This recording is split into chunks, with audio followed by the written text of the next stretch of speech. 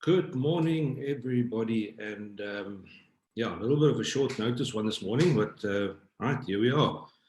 This morning, I am chatting to a very well-known journalist in South Africa, and I think everybody that buys the outdoor magazine Weg or Go has probably seen Toast's name in there. He's traveled all over, and I think he's got some interesting stories to share. So that's why I contacted him to see if he would be keen to come on, and luckily Toast was keen to come and chat to me. So yes, I hope everybody's keeping sane. So we go. Last night's chat with Daniel was really cool. In case you missed it, please go and check it. It's in the video list from last night, and yeah. So let's see what we're going to chat about today.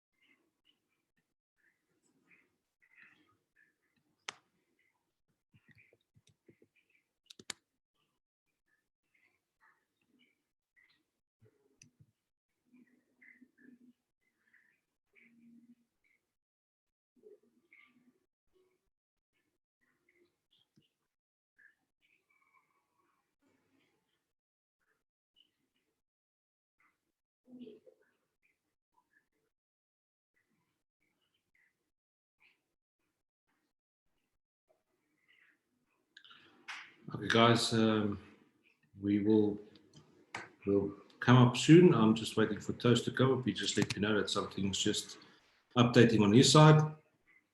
So, all right, today is Sunday the 19th of April. We've still got about another just over a week and a half left of lockdown, and yeah. If you guys know anybody that you would like me to chat to, please send them my way. Right, here we go. Here is Toast.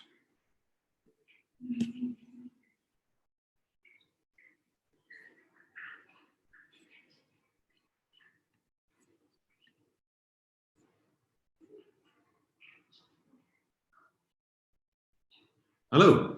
Yes, hoe gaan het? Goed en jy? Lekker, dankie. Kan jy mooi hoor en alles en mooi sien in julle works? Ek hoor en sien. Okay, wonderlik. Jou stream klink actually baie mooi skoon. So dit is, jy het seker fantastiese internet waar jy is. Die internet is alright. Ek weet net nie of my wasmasjien gaan pla nie. Dink jy my kantoor wat borrel daar so, maar ek het dit nog nie opgetel op die sound na die tyd, so ek dink ons is fine. Reg so. Toast, wil jy Afrikaans praat of Engels? Dit maak nie vir my saakie. Net soos jy wil, wat jy ook al verkies, ek gee ook jou mee. Ek dink as ons dit Engels doen, dan kan 'n paar ander mense ook daar luister wat ons Yeah, so Toast, I think most people in South Africa, like I said, that reads the Weg or Go magazine has seen your name before.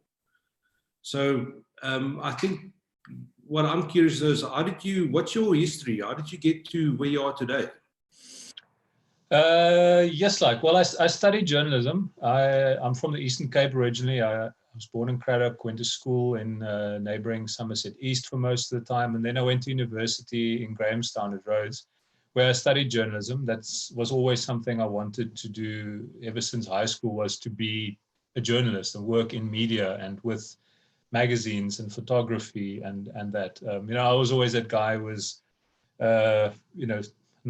not playing rugby, but taking the video of the rugby, or the guy behind the camera, being the editor of the school newspaper, small as it was always very exciting to me. And then I studied journalism, so I did a B-Journ degree, as it is called, at Rhodes. And then ever since that time, because to sort of explain how I got to work at Weg and Go, I almost have to take the story back then, not just because of what I studied, but because of what I did at the time. I think I started doing internships, which is something they always encourage you to do when you're a student. But I did a lot of them, or several of them at least, some with SABC TV journalists down in Port Elizabeth, good old Mike Proctor-Sims, some might remember his name from TV news back then. And then most of them at the newspaper, usually at Die Burger. Die Burger then had a bigger Eastern Cape-based office down in Port Elizabeth, and of course down in the Western Cape and Cape Town, the main offices are. And I did internships at both, usually as a photographer, because photojournalism was my speciality as I studied. But what really happened was that I met people in that time. So people who worked at the newspapers, and in different divisions at Media 24, as it is in a big company, as Weg and Go is part of Media 24, someone might start at a newspaper and they might eventually end up in management, or they might end up editor of a magazine or whatever it might be. And some of those people who I met started Weg magazine in 2004. Ban Boyens was the founding editor. And they were a group of largely newspaper journalists who saw this gap in the market and decided to start an Afrikaans travel magazine, simply catering for what was already an existing big Afrikaans travel market audience. Go magazine started 2 years after that. I think August or July 2006 was the first English version, Go. They are identical magazines. It's considered the same magazine. Just because we also felt there's obviously our big competitor has always been Getaway magazine, but there was a market for something slightly different in the English market as well, which is why we started an English version. So I had been working as a freelancer just before that. I'd moved down to Cape Town from the Eastern Cape, and I did all sorts of photography and writing jobs, supplying, everything from CD reviews for websites, taking photographs of music festivals, music, arts and culture is also something I used to photograph a lot. I do a bit less of it these days. But, and then by chance, I'd gone overseas in 2003, the year before Weg started, to go teach English in South Korea. And it was largely to save up some money, buy a digital camera. That was just about the time when your DSLR, your digital cameras the entry levels became more affordable. And I remember when I was still a student, when the very first Nikon, was it called a D1? I think it was called a D1, came out, and our department bought one so this would have been about 1999, I think. And it cost something around 60,000 Rand back then. That's how much it cost. So, and that's something we forget these days. We complain about the price of cameras, but those very first almost prototype cameras, top of the range ones, were ridiculously expensive. So I'd saved up some money not to buy a top of the range camera, but just to buy a digital camera I could use for work, which I went to Korea, I saved up some money, came back, I could buy a laptop, all these things freelancers need. But sometimes it's difficult to make the money while freelancing to buy yourself all this gear. Not even that I ever really needed a lot of gear. And I bought a Nikon D70 digital, which at the time was a really solid sort of mid-level digital camera. And then just at this time, unbeknownst to me, while I was in Korea, the talks had been happening for Weg magazine to start up. And I knew Ban Boyens, he knew me from my time doing internships, or sometimes I filled in, say, if one of the Burgers photographers went on maternity leave or something like that. So he knew about me, he knew I could write, and he knew I could take photographs. And that was exactly the kind of freelancer they were looking for at the time. So I wasn't full-time staff for the first 2 years. I only joined full-time when Go started. Actually, then there was a position available. So the first 2 years, 2004, 2005, 2006, I freelanced for Weg with this D70. It did very good service for many years, that camera. And I traveled around South Africa. I would basically go into the VAG office once every couple of months or so, and they would hand me the keys to our company, or their company car at the time was the Toyota Condor, which also, they had 2 of them, served them very well for many hundreds of thousands of kilometers. And I would be sent off to KZN, for 2 or 3 weeks to go do stories on, say, battlefields or this game reserve or that trail or that town or whatever it was. I'd have a whole list of assignments to do, come back, write those, and eventually, obviously a lot of my articles were used, and they were happy with them. So it was kind of relatively easy for me to then get the job at Go magazine. So that was 2006, and since then I've been there. I always thought, maybe I'll do this job for 5 years and then do something else. But sometimes you just have to step back a little bit and realize, hang on, this job that you've got is a really amazing job. Not only does it take you places where you see your country and neighboring countries and parts of the continent that otherwise would be very difficult to do, and potentially expensive. For most people, a holiday is something you go on once a year.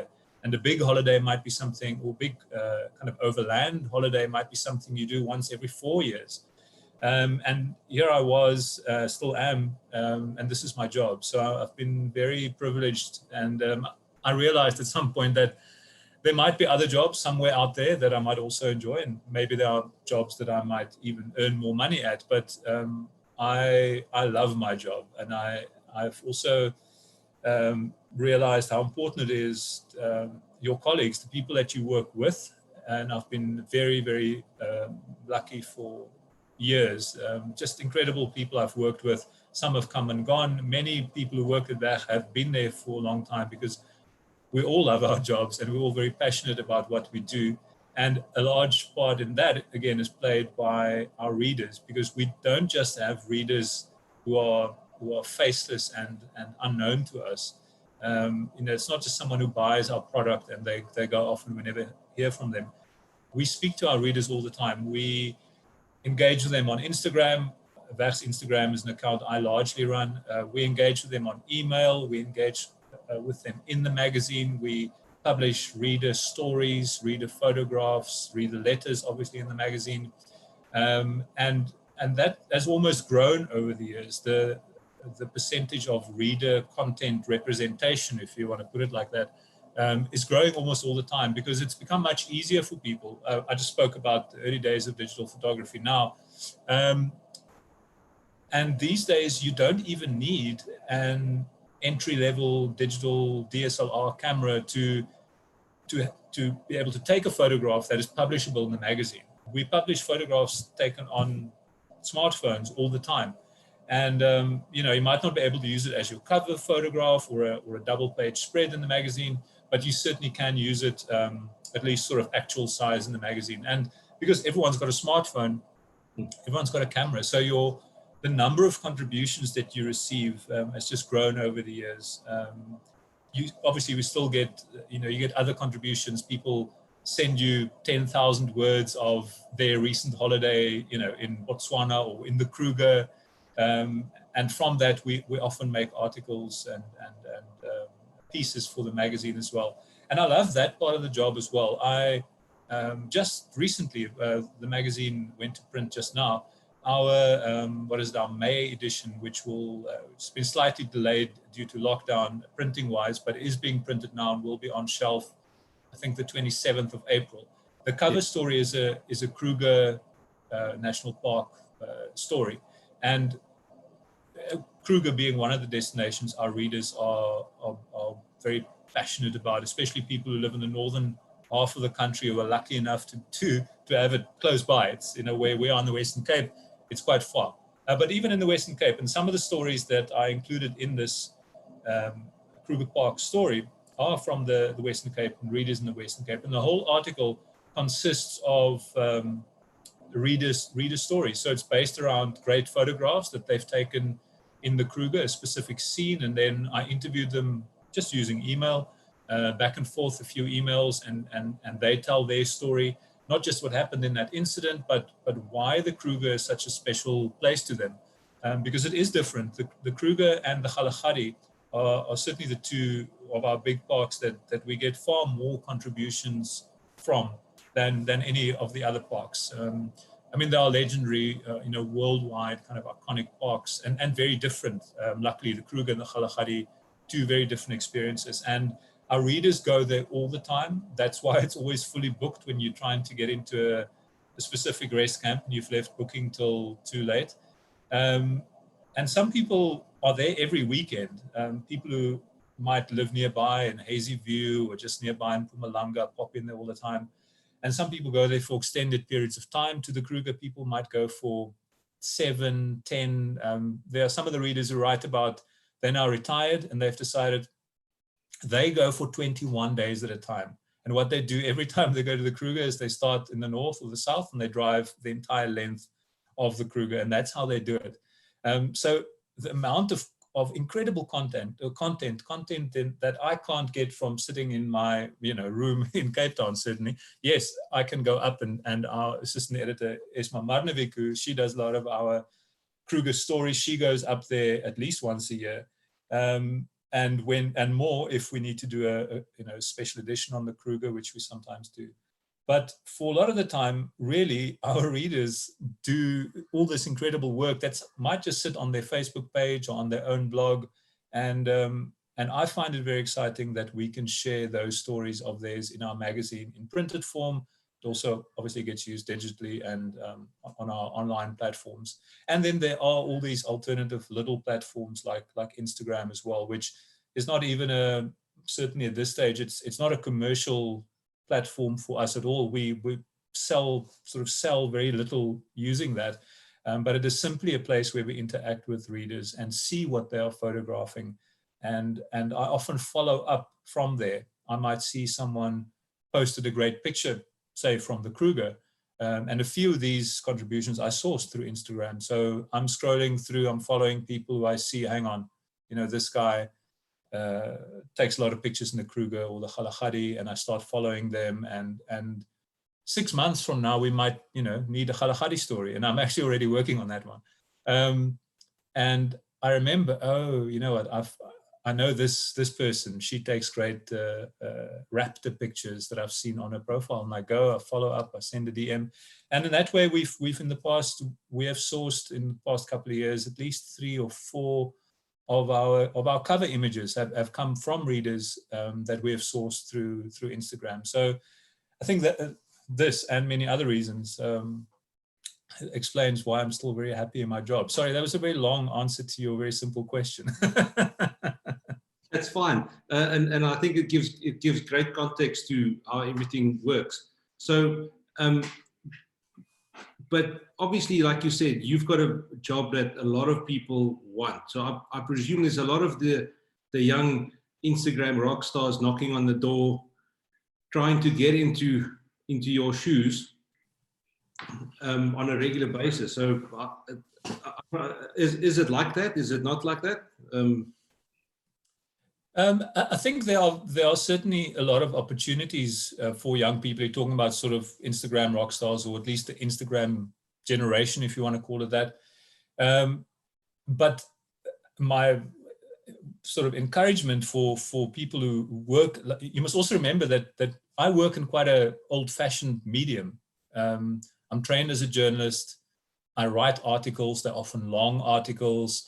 It goes through a process of being edited by different people. We have copy editors, sub-editors, people who do final proofreads. I have an editor I answer to, and so on. It's a very specific environment. And the result is that do I even have it? Yes, I have a magazine. Yes, is that we make a magazine. It's this amazing, thick, well-printed, like beautifully illustrated magazine, big photographs and so on. But there's a whole other universe of how you can certainly get travel content out there. And I still think, especially as, not just as a younger person, but if you think differently and you're not, and you can easily be an independent, media maker, whether you could be that Instagram rock star who, you have all these followers, that's an audience. If you have on Instagram, if you have 5 or 10,000 followers, and certainly some of the people I think you're referring to have more, then you've got an audience, and if you find a way to speak to them, you can add as much value and in a very different way to what I can do using quite traditional means. You know, video content is something that we use in a way, but certainly not as well as we can. We have a TV program, we have Weg Agter Paai, that's on via TV currently. But again, that's quite a traditional TV show. You know, we go out with 2 camera guys, and myself and my colleague Sophia van Taak travel around for a month, and we film a series of 13 programs. Those get produced and put out and then broadcast on DSTV, which, you know, these days, I mean, I certainly don't own a TV anymore, but I watch it on my laptop or on my phone. But still, it's quite a traditional way of making TV. But if you're making incredible, cool, you know, you might only need a GoPro, and you're shooting cool action stuff, you know, mountain biking or whatever it might be. And there are people on Instagram doing amazing stuff like that. You don't even need to go to film school anymore to do this stuff. You know, yes, you will learn valuable things at film school. Or journalism school, certainly. But for some, you just need to go through a few YouTube tutorials. And I've certainly seen work done by people who, I know this person has not necessarily gone to journalism or film school or this or that, but their work's incredible because they've put the time and dedication into it. And that, I think, will ultimately still make the difference. Because I'm not saying that everyone just, you know, everyone who waves a digital, like a smartphone around and, you know, press record will make a great video. Because that everyone can do, but there will still be a difference between what is really good quality and what hits home and what speaks to an audience in the language that they are speaking. And so, weirdly, to answer your question, we don't get 100 emails every week from young budding travel journalists who want to, you know, move in and become part of our team. We get interns all the time. And some of them we end up working with in years after that. Some might even, you know, be employed by us down the line. But we have a very slow and low turnover of staff because people are happy in their jobs. And so we don't often employ new people. That is very rare for us to do. We have a very stable work group of people at the moment. But we always need people. We need people, especially because we are Western Cape based. And yes, we do travel, our journalists travel, but it's always very useful to know people who live in Bloemfontein, in Pretoria, in Mpumalanga somewhere, in KZN. All these places are, you know, 1,500 kilometers from where we are. So if we know someone, and we have people who work with us based in Mpumalanga, we have a couple of people in KZN, Willem van der Berg, who now works for Landbouwweek, but he was our person in Bloemfontein for years and did amazing work for us. So we're always looking for people. It is a rare and quite difficult combination, actually, to find, if we're talking specifically about magazine work now, to find someone, because we like to employ a freelancer who can write and take photographs. And those two things, and it's not just in this case, you know, a short caption for an Instagram post. We're asking you to go to a region for 2, 3, you might be there for 5, 6, 7 days, depending on what the assignment is and what kind of, you know, the region you are focusing on. Is it just a, you know, a farm stall is something you can research and photograph in an hour. A town is something you might need 2 or 3 days for. A hiking trail, you'll have to do the entire hiking trail. That can be 5 days. And if you're traveling to a neighboring country, you're going to be on the road for 2 or 3 weeks. So you're asking someone to be able to be an independent traveler, because we only send one person. You need to plan logistically. You need to think about where you're going. You need to plan your time. You know, you can't spend 3 weeks just doing one story. Yeah. So, and then you need to process all that information. You're going to have, you know, notebooks full of stuff. You're going to have hours of recordings on your phone. You're going to have thousands of photographs to go through. We don't want, you know, your raw material. We want your polished product. So you then need to be a good enough writer and editor of your own work to give us that concise 600 words, 2,000 words, max 3,000 words in the medium that we mostly work in, and photographs that are in the style that we like to publish, which is normally, our style is quite straightforward. We don't edit extensively in Photoshop, and you know, it's quite plain, our style. So that to find the right person is actually weirdly quite difficult. You might find someone who's an amazing photographer, but they're just not a writer. And yes, we might employ that person, you know, for photos, but ideally, when we want to employ a travel journalist to go to a place, we send one person, they come back with everything. And these days that, you know, even includes shooting some video for us. So it's quite difficult to find that person. I know people are out there, and I want to encourage people to always contact us. We don't know you there. We might see you on Instagram or somewhere, but email me. You know, we might not be able to employ you. We might not have an assignment for you right now. We might have to try you out first and see how you write. Are you a good writer? How's your photography? But at least I have a folder in my enormous inbox where I file those people away. I know the assistant editor, the editor, we all keep tabs of people who can potentially do work for us in the future. On that topic, if there's somebody out there that can do all that kind of stuff, like let's say, for instance, I go visit my parents in Mpumalanga, but I do the panorama route. I've got beautiful pictures of the waterfalls and all those kind of things. And I know I can write a little bit. And I send my stuff in.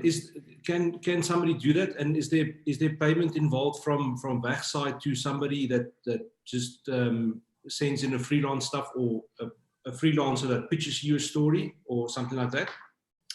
You can certainly do that. We have, there are types of content in the magazine that we don't pay for. Those are normally, sometimes it's difficult to figure out who the person is sending you stuff. So if readers are simply submitting stories there are specific sections in the magazine. Obviously we don't, you know, if you're just sending us a letter and we publish your letter, we're not paying you for that. You know, you are sharing that with us. The same with there's a specific area in the magazine section called Reader Story. The Reader Story, sometimes you get a voucher, sometimes there's a prize connected to some of these things, but you're not paid for that story. You are submitting it because you simply want to share it and you want to show your story in the magazine. And there are a few other sections like the Menses Lense, the Take Your Pick, the Reader Photos. That is often sometimes a bit of a competition. You can win something. Sometimes there isn't even a prize, but people still simply want to share it. So you're not getting paid for it. And then our other section called With My Own Eyes, Met My Eie Oor, which is about sort of incredible wildlife sightings that usually we also don't pay for. It depends. If I communicate with someone, I realize, well, this person I'm communicating with is actually a journalist and this is how they make their livelihood, obviously then I'm going to pay you. But if you're simply submitting this and you know you couldn't be bothered about the couple of hundred or 1,000 rand that you might earn from it because you know, a medical doctor or a lawyer, this is a small change for you, but you would like to share your story in the magazine. So there are all those that we don't pay for. But for people who are freelancers, people who make their living this way, you can certainly submit it to us. There is obviously the danger that you are submitting something to us that we've just published, you know, so that your example of the panorama route. So that is, you know, it's a very well-known tourism area, and we might have been there recently. We do write about places over and over again because you need to revisit the garden route every couple of years. You need to revisit Kruger all the time. You need to revisit the panorama route all the time. So you might need a fresh spin on it. Like, will this article, like, what is your angle? Like, will it just be about the waterfalls? You know, 6 best waterfalls of the panorama route. That's already a little concept that you can pitch to us. And often it's a good idea that before you go out and spend 2,000 rand of your own money driving around, eating pies at farm stalls and paying entrance fees to go to places, and then submitting us a story that we might just not be interested in because we just did it last month or too recently. Email us, email the editor or the sub-editor, assistant editor, or me, and just bounce the idea off us. Ask, are you interested? This is what I plan to do. the safest way to do it is almost, again, like your example, you're going up to Mpumalanga, let's say you have family there or friends, so you're going up there in any case. So you're traveling there, the cost incurred is incidental because you are going for a holiday in any case. But while you're there, you're taking all these great landscape pictures of the waterfalls, of the panorama route. And then you think, hang on, this could make a cool magazine article. So that's fine. You haven't really incurred all these extra costs, but rather bounce the idea off us first to see if we would be interested, so you don't waste your time, Yes. so to speak. And then, yeah, so we do use freelancers. You can send ideas to us. Yeah. Okay. And yeah, that's quite interesting because often people don't know where to get the content out. So they post it on their Facebook and it gets shared 10,000 times, and it actually goes out for free, if you want to call it like that. People see it, and a lot of people also don't mind it. But if you've got a great story and you can write, is that it can be submitted to a publication somewhere. And like you said, I know that magazines print at 150 dpi. You don't need a 1DX Mark III with a 100mm lens to get a printable photo in a magazine. That and I think a lot of people don't know that as well. Yeah. Yeah, no, absolutely. You're right about what, as far as the gear goes. Like, you don't need, excuse me, you don't need top of the range stuff. I mentioned the cell phones earlier. I mean, if I just quickly glance at our recent April edition, it ranges. Like, some people have a top of the range Canon, other people have a mid-range Nikon, like an entry-level camera, and others just, it's a cell phone photo. It really doesn't matter. And the best camera is still the one you've got in your hand. That's the classic rule, yeah. But what I maybe should add here is, and this is also very important, don't just send us something if you've never read the magazine before. The better you know the magazine, yeah, the better you will know what we publish. If you send us an article about, let's say something that's kind of borderline, but let's say you have driven a Harley Davidson from Cape Town to Joburg. Okay. So it's a motorbike story. Now, we do occasionally publish motorbike stories, but it's a bit of a difficult one because it's not what we always publish, right? Like, you'll page through our magazines and you'll very occasionally see a motorbike in there. A motorbike story can be a great travel story, right? So make sure that when you pitch that idea, it almost fits into a certain gap in the magazine. So what would be an easier thing, say, than a motorbike story would be, you are pitching you are camping through the Northern Cape, in 5 provincial game reserves that are little known, and you are going there and exploring them and showing how affordable it is and what incredible things you can see, what value for money you can get. That's more our language. Where it's something like Harley Davidson is quite exclusive. Yes, obviously some of our readers will own one. And yes, you can write a great story about it. But most people go, ooh, well, I'm not a motorbike person. And I certainly can't afford a Harley. So is this story for me? But that camping story with someone just driving through the Northern Cape with, his bucky, and he's trying to see, what can my 100 Rand get me? What incredible nature experience can I get for my money? So that sense of affordability is important to us. For example, luxury lodges is something else that we write very little about, because we, at the magazine, our policy has always been from the start, and it's relatively rare in travel journalism, is that we, as a magazine, we pay for everything we go and do. There are very odd certain exceptions, but when I go to Namibia, let's say, okay, let's take a real life example. I was last in Namibia in November 2018.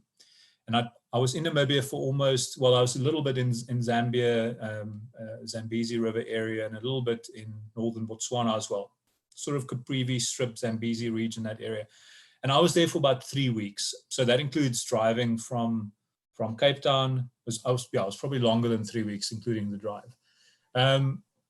And in that time, I I think, and only recently, in fact, there's still an article in the May issue that will be on shelf 27 April. There's still an article in this May. Remember, I did the story or the research in November 2018. Obviously, you update some of the research that need to be updated, depending on what kind of story it is. But I've been writing stories since then from that trip.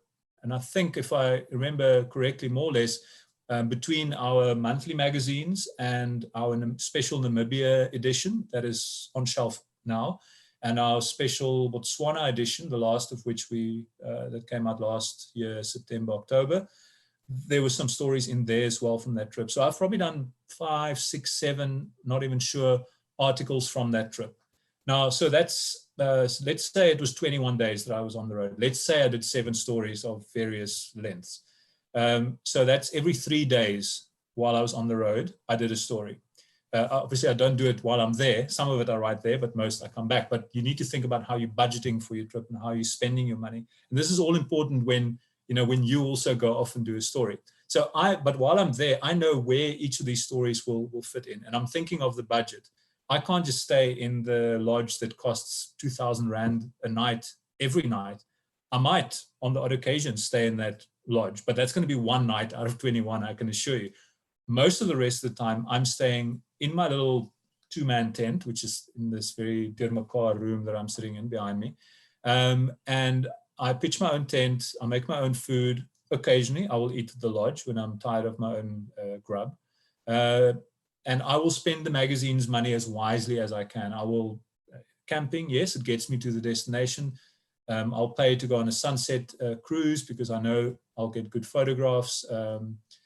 But at the end of that whole 21 days, let's say, and I can't remember the exact amount, but let's say I spent, I think it was less, I spent less than this, but let's say it was 14,000 Rand that I spent. And I did 7 stories from that. So that works out to, it only cost me 2,000 Rand a story. That included everything. That included my fuel, my food, where I stayed. So to spend only 2,000 Rand while researching and photographing a story, and that story is about the Zambezi River, that's a good way to spend your money. So that part is quite important as well. Like, and that's also something you can keep in mind when you want to pitch us a story. We're not going for that luxury lodge article, like a lot of travel journalism is based on the kind of freebie system where the PR company from a certain lodge group emails you as a travel writer, and a lot of people make a very good living from this. This is how a lot of travel journalism is. Like, there's nothing wrong with it, but it's not the way we do it.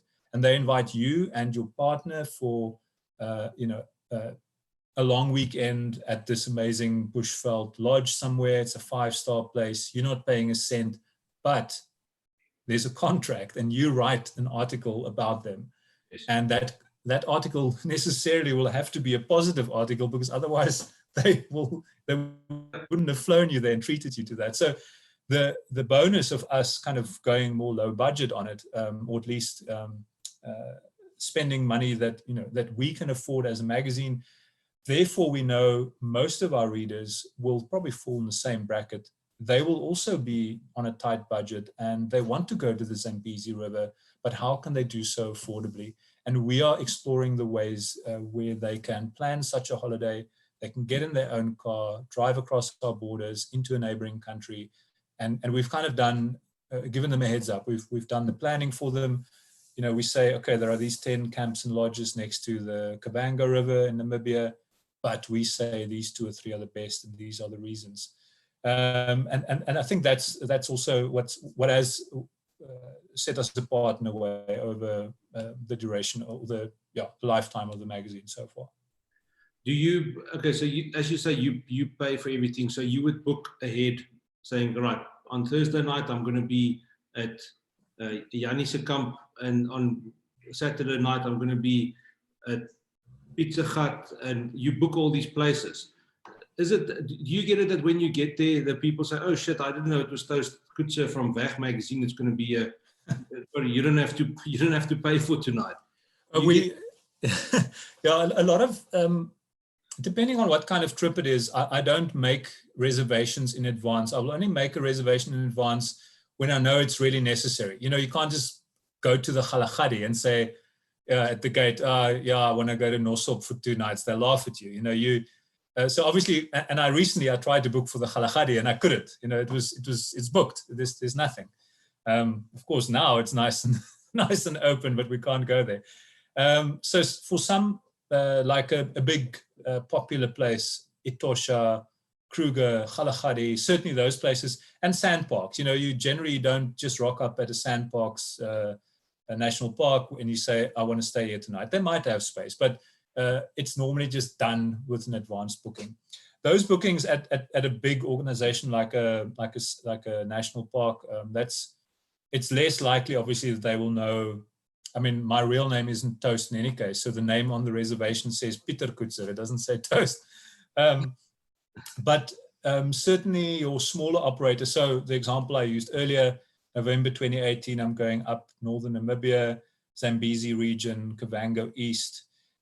I don't think I made any reservations. I made a couple of arrangements with people. Sometimes it's also purely necessary because of where you're going. You know, there isn't some of these small operators, you know, it literally is, it's a 1 or 2 person operation. I'm thinking here of a guy called Dan Stevens. So Dan Stevens runs Mashi River Safaris on the Kwanda River in Zambezi region.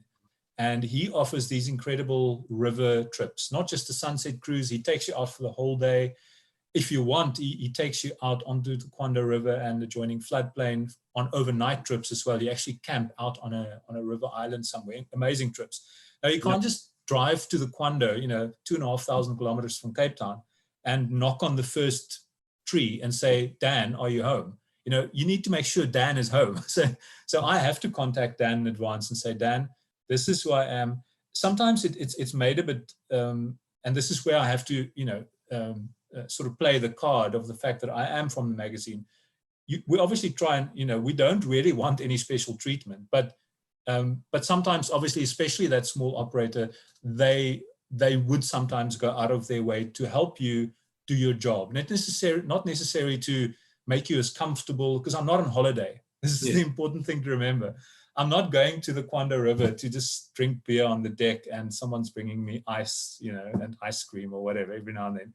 I'm there to work. So if Dan, in this case, let's say his operation, I can't remember if it was like this, but often on a boat trip or a game drive even, there's a minimum number of people that makes it profitable for the lodge to take you out. So you'll see often you go on a lodge website and they'll say game drives cost, say, 250 Rand per person, minimum 4 people. Why? Because if it's just one person for 4 hours driving through the bush and they're only earning 250 Rand, that probably doesn't pay the fuel bill and the guide and the entry fee.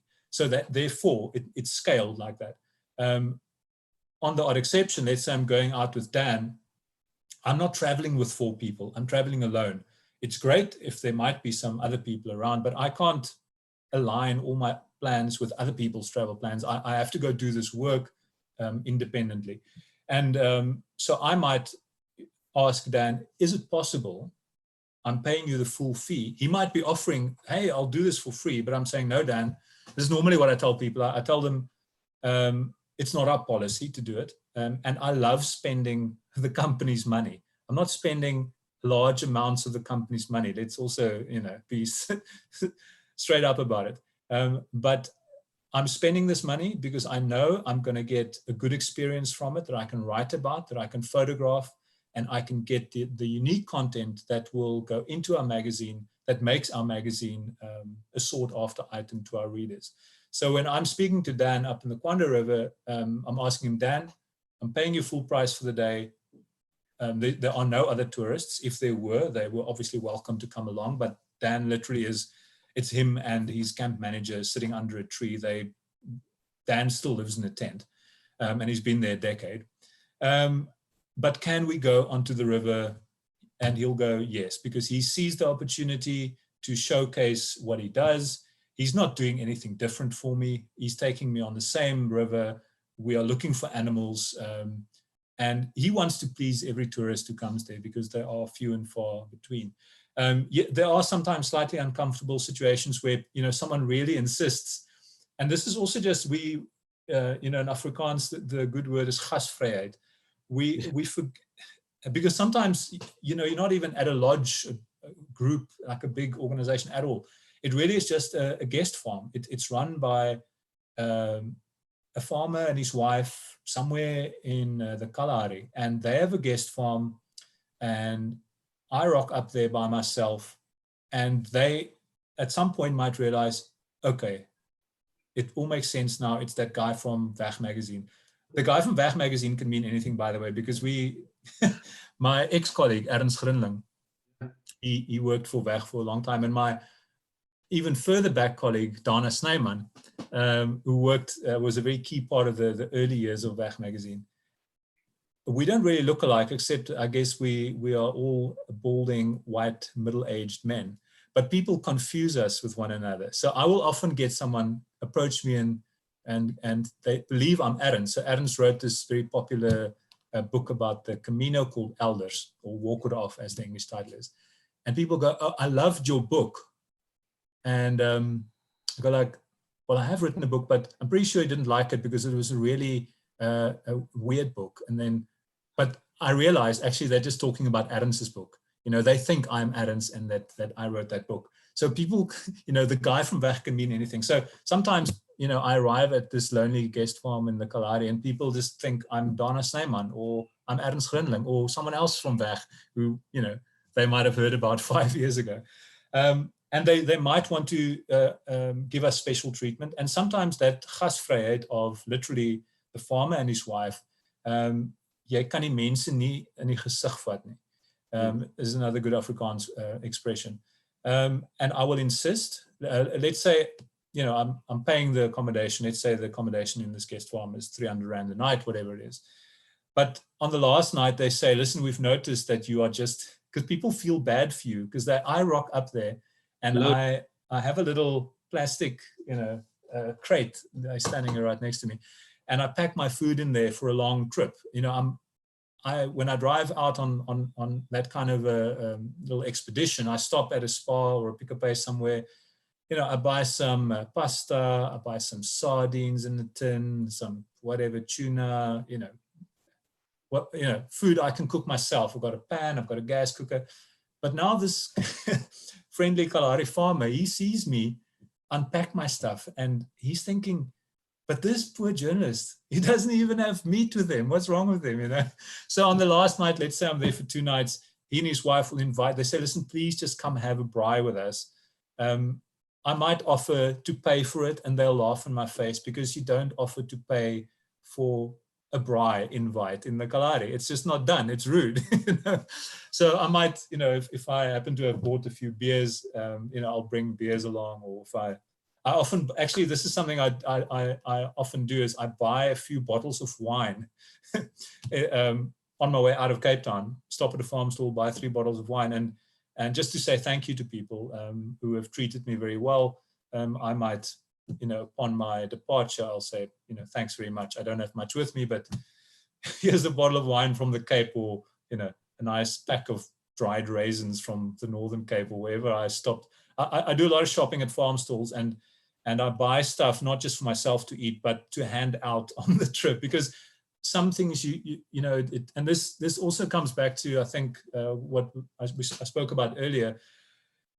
It's just how close we often get to our readers, because that farmer in the Kalahari who I'm staying with and paying to stay there, he's also a reader of the magazine. He's not just a businessman. He's not just a faceless entity trading in something or other. He is also a reader of the magazine. And so when I arrive on his doorstep and he realizes this is someone from Weg magazine, he might think I'm Dana Snyman, he might think I'm Ernst Grinling, it doesn't matter. But I represent this magazine that he is a fan of, and that he might have followed and bought from our very first issue in 2004. And that's amazing. We have incredibly loyal readers who, they don't throw the magazines away. They keep them. They find a way to stack them up somewhere. And when they want to go back to the Coetzer, they look on the shelf and they check on the spine, which one says Coetzer, and they pull that one out and they read that story again and plan their trip that way, or simply, as escapism, read a few of our columns or whatever the case may be. So there are these gray areas there where sometimes I'm not paying for something because it's simply rude to pay for it. And also, if you go to Oomyani, that's deep in the Kalahari, and you stop in Uppington and you phone him and says, well, I'm going to be there in an hour and a half's time. Do you need anything from town? Exactly. And he says, yeah, freaking hell, bring me some milk and whatever with. Milk, bread, and a newspaper. Yes. So when you get there, you've already impressed him. So now he might take you on an experience that he wouldn't take his normal guest with. Potentially. I don't see this as bribing the person. That is something totally different. But you're simply doing that is relevant to the situation. I'm not going to give the receptionist at a national parks bookings office. I'm not going to give them a bottle of wine. That's not how it works. But the farmer in the Kalahari might not have seen a bottle of wine from the Cape for 6 months. So, and if I also won't just give him a bottle of wine, he might not be a drinker at all. But if I realize actually this person will probably appreciate this, that's what I'll give him. So, that also becomes important when you're a freelancer wanting to do work for the magazine. You kind of need to be aware of, like, you can't just as a freelancer say I'm here for VAG magazine if you're not. You know what I mean? Like, if you are researching a story on your own steam, we have not commissioned it, and we've actually had issues with this before where we get an email from a caravan park somewhere and they go like, there was someone from VAG here recently saying they're doing an article on us. When will this appear? And then when we ask around the office, between our office and Wegry and Sleep, who are, sit just behind us in the same office space usually, we realize, hang on, none of us we haven't been to this caravan park. So someone took a chance, and some people have done this, like where they arrive at a caravan park and they say, I'm here from Wegry and Sleep or VAG magazine. And then the owner gives them free accommodation for the night. And this does, he just does a quick one and never writes anything. So you can't obviously go and do that. If we commission you to do an article, then you are within rights to say, but then you are doing everything by our book. You are paying for the accommodation. We are paying you back for that because we are going to, pay you for the article that we end up using. So there are all these gray areas, and some of the situations are quite humorous. Because we have to, I often laugh about this because because we're part of a company, they have accountants and you have to, when you come back from each, long trip through Namibia, Botswana, Zimbabwe being a very difficult one, you come back with little slips, because you need to prove, you can't just say, I'll put in 500 rands of fuel. You have to have the slip. Otherwise, the company doesn't, refund you for that. We normally get an advance. So let's say I want to go to Zimbabwe. I know I'm going to be away for 2 weeks. So I say, for argument's sake, I need 10,000 rand. So the company pays 10,000 rand into my account, and then I have to keep record. And if I end up spending only 9,000 rand, then I obviously owe the company 1,000 rand, and they will deduct it off my salary or whatever. But if I spend 11,000 rand, they owe me 1,000 rand, and they will, pay it in. But now, not every business that you get to will give you a printed out slip like this. Even in Zimbabwe, I've had situation where I filled up at a fuel station in a big town, and the person goes, yeah, but they can't print out a slip for me. And then I'm like, well, you can just write it in those little receipt books. They're like, it's gone. It's gone. That book is gone. And then literally what I do is, this is an example of one of my little moleskin notebooks here next to me. I will write the document. If it's just 50 rand for mangoes by the roadside, I'm never going to get that money back. I'll just enjoy the mangoes. But if it's 500 rand that I've put in fuel, I'll need to back this up on paper. So then I'll write a little statement. I'll write date, location. This is to certify that this person, me driving this car registration, has put in fuel to the value of 500 Rand in Harare, signed by a petrol attendant. And I make the petrol attendant sign it. And I tear out this piece of this page from my notebook. And I submit that, and that's accepted because it's signed, it's dated.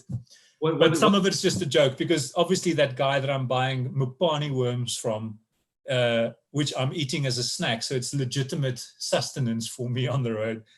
I'm not going to ask that guy for a slip, and some things fall through the accountancy cracks. What did the accountant say the first time you came back and you gave them one of those?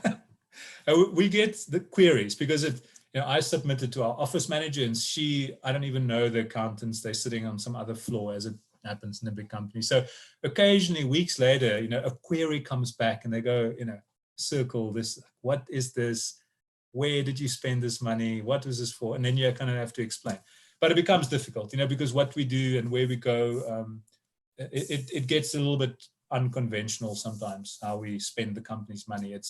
We're not sitting in business class, flying somewhere and staying in a business hotel, and I often laugh, like I'm lying somewhere under a tree, I don't even have a tent maybe with me. I'm just sleeping on the ground in my sleeping bag, and I'm thinking, the company doesn't know, where I'm sleeping tonight. In order to save the money, I might be camping tonight because camping is, 100 Rand, and staying in the lodge would be 500 Rand or 1,000 Rand. But I don't fully appreciate how we how we make this whole exercise an affordable one for them. But anyway. Quickly, so how did the pitch come about for Weg Agterpaaie? Because obviously with you and Ernst, I think you did the first two series. Yeah. Both of you are used to being behind computers. It's only your name printed in a magazine, and all of a sudden you become presenters. And I know the journalist part is still there because you ask questions and you get the response from the people. But to now become presenters, all of a sudden, how was that whole thing? Yeah. Well, I still hesitate to call myself a TV presenter because we're not those kinds of presenters. We're not those kind of good-looking people who, wear makeup and deliver their lines perfectly because they memorized. Like, we're just not those people. We're journalists. And the good thing is that that's what they wanted us to bring to that exercise. So again, as a bit of background, Media 24 owns both Via TV is part of Media 24, and Weg and Go Magazine, we're part of Media 24. So when they started Via, what is it now, 3-4 years ago? Yeah. The intention was, or at least part of it, the way I understood it, they wanted to use some of the expertise of their magazine journalists to help them make good television programs. And it was a no-brainer to come to us, being a travel magazine, and ask us to come up with a concept. And it was, a concept it's very lightly a concept. It's really simple to come up with an idea for a travel magazine program. You get in a car and you drive around and you explore. So Ernst and I, we put together a proposal. We said, where we wanted to go. The first one was going to be about sort of southern half of Namibia. We worked out a route. Our expertise comes in that we know the area, usually, where we're going to, and the people and places specifically that we want to interview and feature, because the TV exercise is a little bit more time intensive and money intensive than me going by myself for 3 weeks to Namibia. Is different for the magazine. I can work on my own time. I can revisit the place. I can go blindly into something and explore it as I discover it. TV doesn't work like that. They've got a schedule. There's a shooting schedule. So every day something must happen. Something must be filmed, and something must be content that's part of a program. So in the example of Namibia, we very unwisely, because we were complete rookies when we conceptualized that program, that series. Say again? It was a brilliant series. I really enjoyed that. Thank you. Yes, it came out really well. But if you do rewatch it, and all of this is on Showmax, you can watch the past series, especially the Namibia one. We made a rookie error, for example, that we planned this whole, and remember, southern half of Namibia, we're talking about a very big stretch of Earth.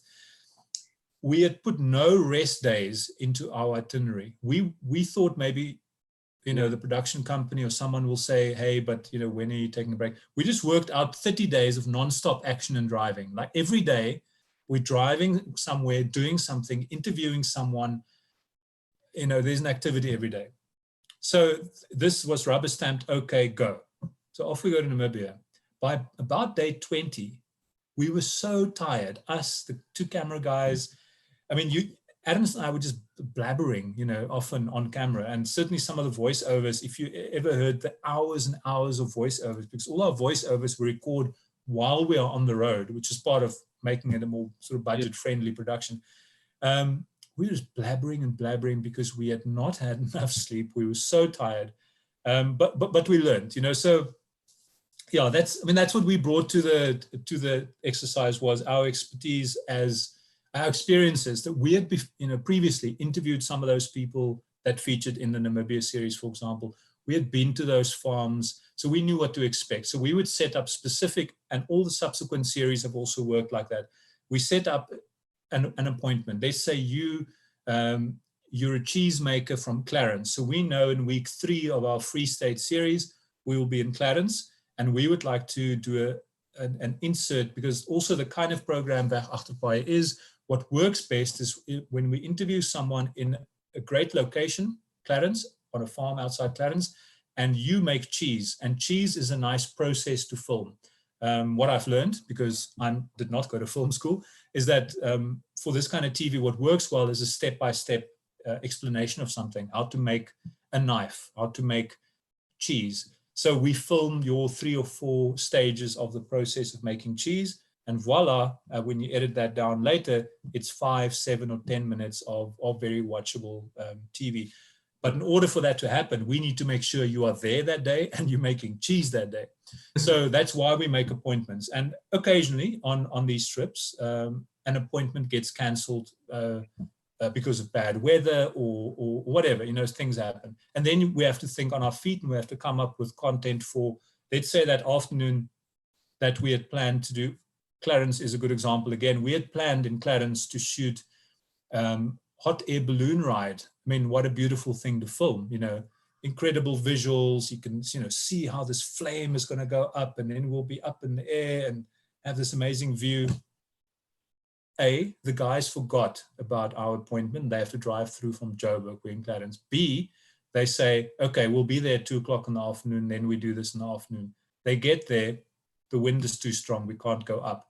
Now we've wasted almost an entire day of, but we already improvised that morning. We're like, okay, well, this morning, the shoot is canceled. These guys have forgotten. They've forgotten to come with their hot air balloon. So instead, look around, what's happening in Clarence? So we find a cool coffee shop, and we decide, this wasn't part of our plan, but we love the vibe in this coffee shop. These people who work here look interesting. Let's interview them and just talk about coffee and Clarence as a tourism destination, whatever. And that way we make content thinking on our feet. But most of Achterpaai is done on a very tight schedule. Now with rest days built in, we have 1 rest day a week. And our budget of time, which is related to money, is normally 30 days. So the one that's on TV right now, Weg Achterpaai Bosveld, was filmed basically during October last year. That's 13 episodes of 22 minutes each, which doesn't sound like a long episode, but there's quite a lot of content packed into it. So we work it out to approximately 2 days per episode that we need to film. That includes the travel time. You need to drive to the next town, or sometimes it takes a while to get to what you want to film. You might want to film rock art, but the rock art isn't next to the road. It's 45 minutes walk. It's easy enough for me. I'm not carrying anything but the camera guys. I've got heavy cameras, tripod, whatever it is. So all this needs to be accounted for in this kind of time budget. But we've kind of worked out a formula, and myself and Sophia van Taak, who now presents it with me, We still do all the research. We plan the itinerary. Again, that's our expertise, and we don't just use what we know. We also use what our other colleagues know. If we go into the Bushveld, I might be drawing on articles written by 4, 5, 6 other colleagues over the years. And a good example is the episode that's on this week. So it'll be on tonight at 7:30 on VIA. We visit these guys, these twins who make vodka in the Waterberg near Lepelari. And I had never met them before, nor Sophia. But one of my colleagues, I think Evan Nodir, I think he was there about a year or two ago. And this featured in our magazine. So that obviously, ticked on my radar when we were going to that part of the world. I thought, well, let's follow up with these same guys. Evan interviewed them, so they already know the magazine. They might not know me, but they've met Evan. And now we are offering to do something different with them. We want to do, we want to film something. So, so we have this vast resource of previously published material, our journalists who have traveled to all these places. And occasionally when there's a blank spot, we simply do completely fresh and new research. Sophia on this specific shoot, on the Bosveld shoot, there were a couple of spots that we weren't quite sure what kind of content would we do. We also can't do the same kind of content in each episode. You can't do, if you're doing something on the Karoo, you can't do something on a sheep farmer in every episode, because then, the series becomes monotonous as a result. You need a mix and a variety of content. So sometimes you realize, well, in this area of the Bushveld, yes, we could do another game farming thing, but we've done a bit of game farms in the series already. So are there interesting artists? Yes, we find a group of vendor artists who do incredible work, and that's what we'll do an insert on. And a lot of that work is fresh. So you go on the internet, you get on the phone, you email people, you figure out, is this the right person? Will this person work? Are they keen to be part of the TV program? Some people aren't, and then you move on to the next person. So there's a lot of fresh work that happens, just proper normal journalism work. And then a lot of it is done on previous connections that we have with people. Those are often the easiest to do, because I know the Groot Mariku part, for example, of the Weg Agterpaaie Bosveld series, I had kind of recce'd about 6 months before we filmed there. I went up there to do articles for the magazine. I went to Groot Mariku, went to the Zeerust area, up to Madikwe, that whole northwest area. And I did articles for the magazine, but at the same time, I did this thinking, I might come back to this person making herbal remedies, because we want to shoot this for the TV show as well. And I would ask people, would you be keen to also be part of a TV show? And that made going back there last October much simpler. People knew me, they knew what they were in for largely, and they were happy to help us out and assist us in doing a shoot. And they also know the show by now, because it's in season 5, I think. Yes, 5, yeah. Season 5. I wanted to ask you something about that now, but yeah, no, I'll come back to it in a minute. I've also got one of those passion projects I would love to do one day, and I know that you guys have done the Karoo, but to go into the Karoo where tourists don't go, to go to the Tannie Tannies that live on a farm that bake the best melktert for the bazaar. Yeah. I still want to go see those kind of people and meet them. And I've said to somebody else, the stories of that generation is going to die out within the next 15 to 20 years. Because our children, my children will never know what it was like for the old people, how they lived. My dad grew up in a farm in Uniondale where they milked by hand every morning and planted with donkeys and horses and stuff, up until today, where everything is controlled with the cell phone. And those stories are going to die out. Yeah. I think those projects, and this is a great thing that almost anyone with an interest in that sort of story can do in their own time. Go on a holiday, go on a road trip, and collect these stories, whether you're doing it just as a writing project, or just as a photography project, or an audio project. These days, maybe someone who makes podcasts, you take your recording equipment with you, go record those conversations. It is incredibly important that we document that. The nice thing about Weg magazine and Agterpaaie is that we don't simply feature tourist destinations. We do write a lot about places that, exactly what you're describing now. It's not even a guest farm, but we are traveling around.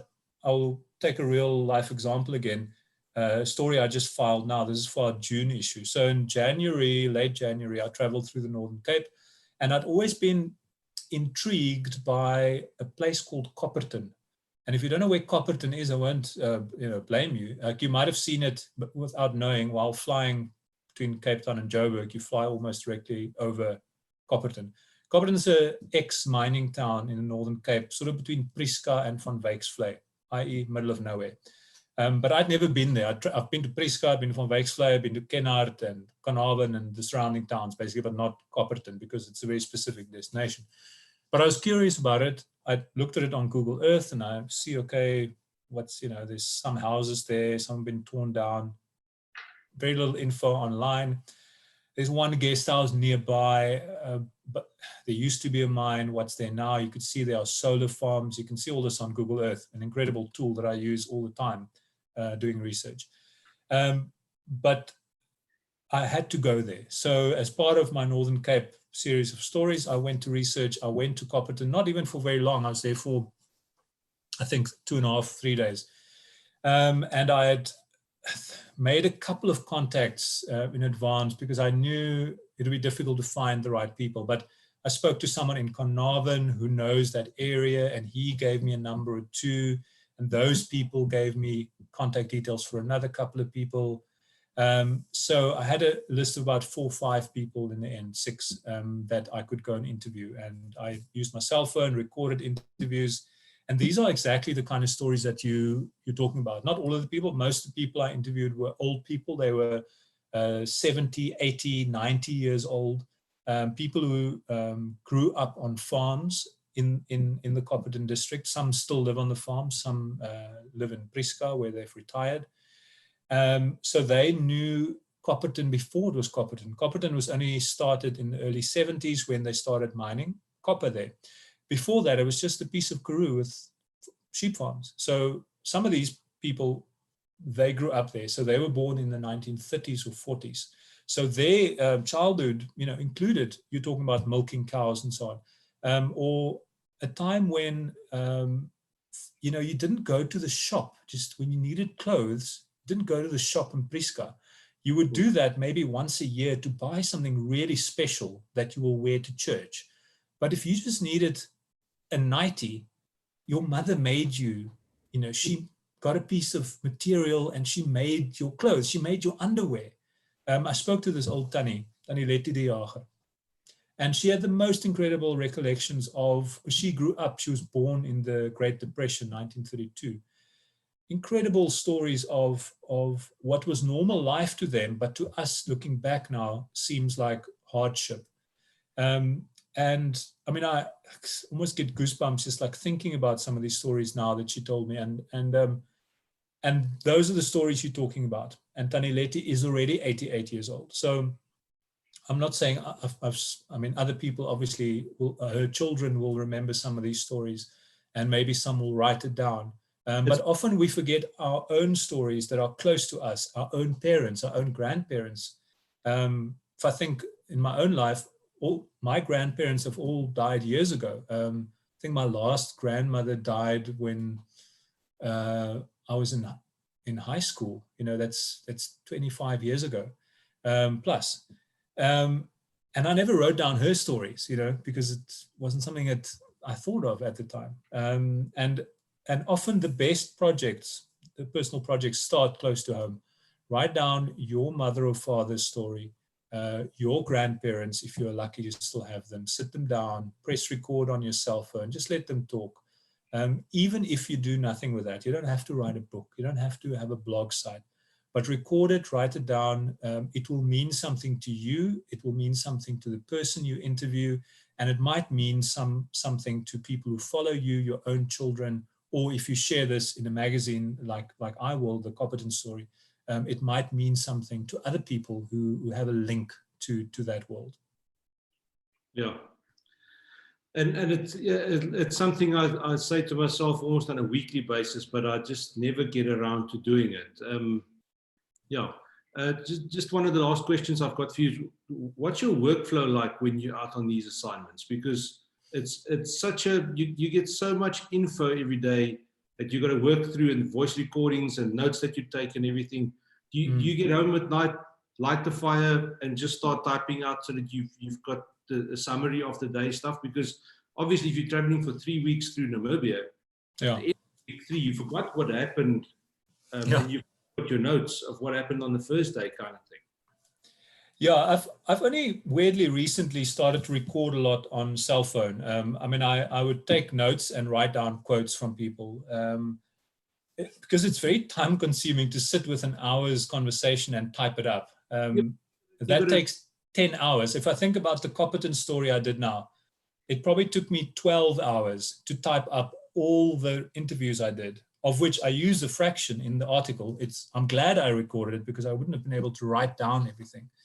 It's a combination if you're talking about workflow. Some stories don't require long interviews. The Copperton story was people-based. It was always going to be not about how I see that landscape, or, it's not a tourist place where I'm going into to review a padstal or whatever. It's about the people. So I needed to record those. The story consists largely of their words. I'm linking it together in a sensible way. Other stories are photo-based. You might fill 8 pages in the magazine where each of those 8 pages is a full-page picture of a great campsite, and you're writing a short 150-word description of each, some of which you'll be able to remember because you went there, you photographed it, and the facts and figures, how much it costs to stay there, what times a restaurant might be open, what's on its menu, what are the recent prices, what are their contact details, and so on and so on.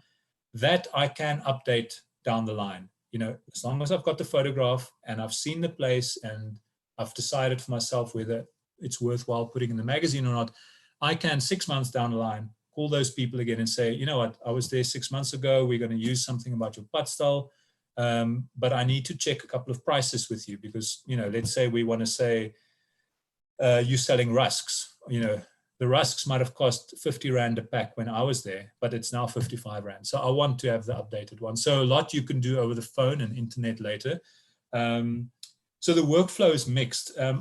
My favorite is what you described, where I'm on this long road trip and I get home to my campsite. It might be a room. It's not always under the tree and stars, but I do sometimes sit next to the fire in my camping chair, quickly, laptop, especially if I know the story, this article that I need to write is a short article. Let's say it's something that's 800 words or 1,500 words, which is relatively short. And it's only about today. This story is captured in this one day. It's not something I'm researching for 3 or 4 days and visiting. It's about I'm driving from this little town down this stretch of river to that town. And I want to describe the route, what I saw. Obviously, I've taken photographs everywhere, on my cell phone, on my DSLR. I might have made a couple of sound recordings as well. But what it's best for that kind of just experiential thing, to capture the atmosphere of a place. It is best to sit that evening. I have notes, but it's obviously fresh in my head. I can almost just write this from the top of my head. And if I missed a couple of dates or facts and figures somewhere, I can research that later and just fill that in. But just to get that 1,000 words, often just the first 300-400 words of an article, I'll quickly bash out, because that gives me the sense of what the direction and the style and the flow and the feel of the article that I'm trying to write. But for the bulk of things, I don't have the time, because also while I'm camping under the tree, I need to make food. I need to make a fire. I need to pitch my tent. All of this stuff takes at least an hour or 2 hours. Depending on what you're planning to eat. So you don't always have the time or the space or the, just to sit and type with a laptop. Sometimes you want to sit at a table because it's just more comfortable to work that way. You can't always sit on your, camping chair, with the vervet monkey over there. That's fun. But sometimes you need a work environment. So what I would sometimes do is, and also what a reader might not think about, I might be on the road in Namibia for 3 weeks. But while I'm on the road, back at the office, right? So I'm working on research for stories that will be used in the next year, right? I'm working into the future. But in reality, right at that time that I'm in Namibia, back at the office, they might be editing our latest issue. And in that issue, I might have a story that I had researched 6 months ago and have written and submitted, and it's going to be published. But they suddenly, now they've done the layout of the story while I'm in Namibia. And they're sending me a layout by email. And I must write the captions because I was there. I need to write the captions. It's my story. So while I might be sitting, next to that campfire at the Kwanda River, thinking about the Kwanda River every day, and then suddenly in comes an email from the office down in Cape Town, and I need to write captions about the Mountain Zebra National Park, which I did, 6-8 months before that. But that's what's needed right now. So the workflow often includes completely other stuff as well. It's stuff that comes in through my inbox that I'm working on. It's stuff that the magazine production team, they're working on in the office right at that time. I might even be late on a story. This is the classic. I mean, myself and Adams are probably the worst examples of this. We're going out on the story. You always, promise yourself this time, I will finish all my work before I leave town so that I can just go out and enjoy this next trip. And then you're not done. That night before, you end up not finishing that piece of work. And then I'm still writing. This is the worst case scenario, but sometimes it has to happen.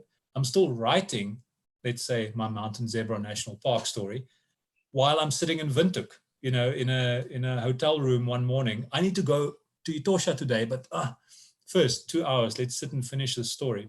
So it's a bit, some journalists are certainly more organized than I am, but the nature of the work, I find it demands you to kind of surf the wave. Like, it's haphazard, and it seems to come from all directions sometimes. The important thing is that you go there to gather the story, that you see things for yourself, that you gather authentic and true information as far as you can gauge it to be true, at least. Get authentic sources, get good photographs that can be used for a variety of purposes. You need to think all the time also, and this is something that a freelancer perspective must also be aware of. The better you know the magazine and the kind of photographs we publish, the picture on the cover isn't always necessarily the most beautiful picture, but it's the most functional photograph to go onto a cover, because a cover image has to have all the text on it and so on. And while I'm out there, I need to be thinking about these things all the time. I need to think, how would a designer like to use this photograph? I can't just take it the way I feel it looks pretty. Yes, take that too. But take, the different composition. You take a picture with the person in this part of the frame, you take a picture in this part of the frame, because text might have to go over here, or text might have to go over here. Look, nice white space behind me. That's probably the photograph I need to be taking here. So all this stuff you need to think of all the time. And obviously, the more you do it specifically for one magazine, the better you understand its style. But that is the best advice I can give to people who want to submit material to us. Know our magazine backwards. Like, the better you pitch something for us for a very specific part of the magazine, the easier it is for us to accept it and use it.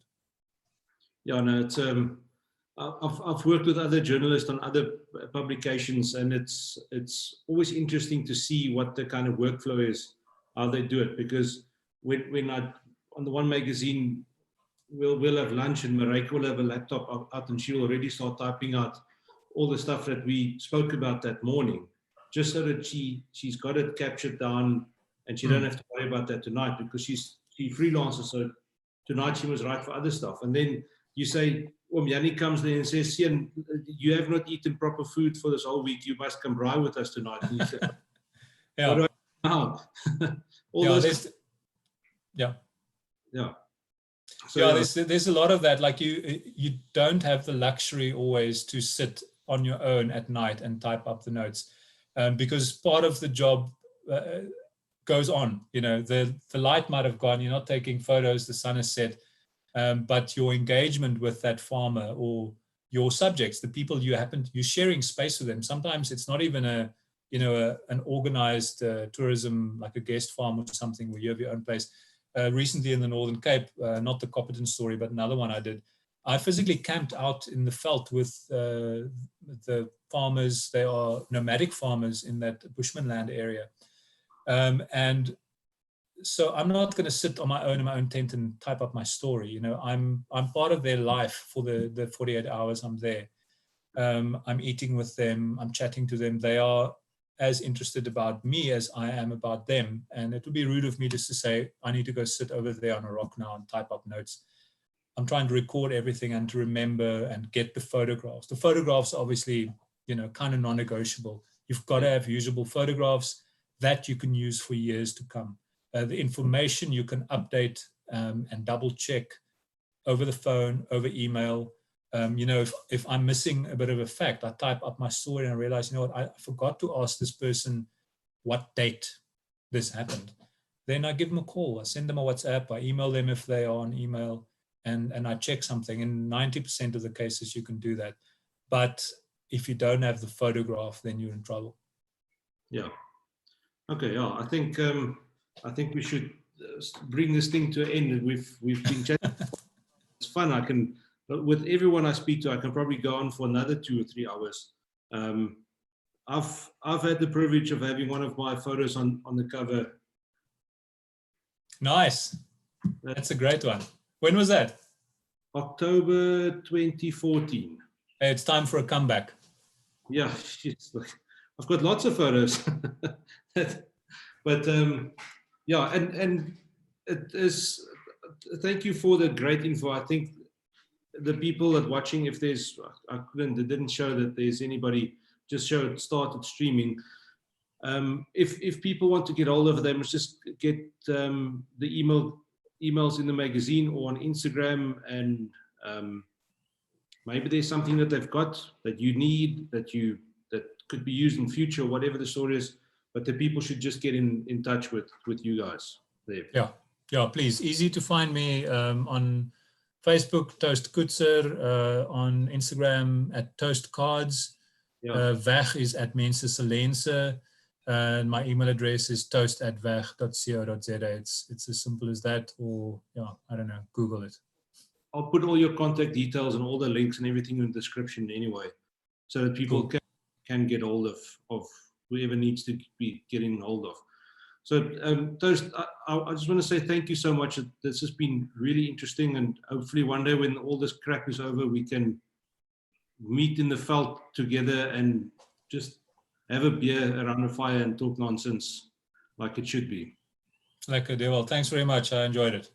Yeah, thank you. Thank you again, and have an awesome Sunday further. Lekker, you too. Right. Cheerio. Bye. Bye.